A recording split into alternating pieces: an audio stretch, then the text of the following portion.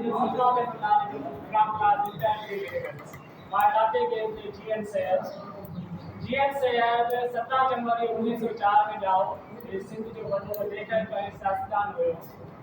ऐं समाज ऐं सकाफ़त जे बारे में ॿुधायो आहे असांखे समाज जी ताक़त उन जे ॿोली ऐं सकाफ़त में आहे जेकॾहिं समाज जी ॿोली बचंदी ऐं रस्म रिवाज बचंदी त समाज बि सुधार रहंदो ॿी आहे समाज जी तब्दीली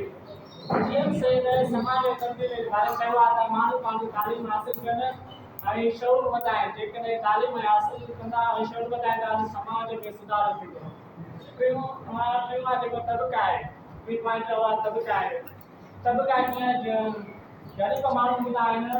ऐं उन्हनि खे पंहिंजा हक़ न मिलंदा आहिनि पोइ वॾा ज़मीनदार माण्हू हूंदा हुआ उहे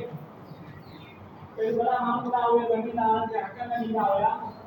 ग़रीब माण्हू कुझु न करे सघंदा हुआ उहे चुप करे कंदा हुआ उहो जीअं सही त चयो त इन्हनि खे पंहिंजा हक़ मिलनि ऐं तॾहिं समाज बराबरि थींदो ऐं चोथी पॉइंट आहे मुंहिंजी क़ौमियत जेकॾहिं क़ौमियत ते उहा हूंदी आहे हर कंहिंखे पंहिंजी ॿोली ॾिनी वेंदी आहे ऐं कल्चर ॾिनो वेंदो आहे ॿोली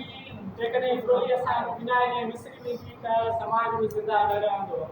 उहो समाज बि न ज़िंदा रहंदो ऐं टियों आहे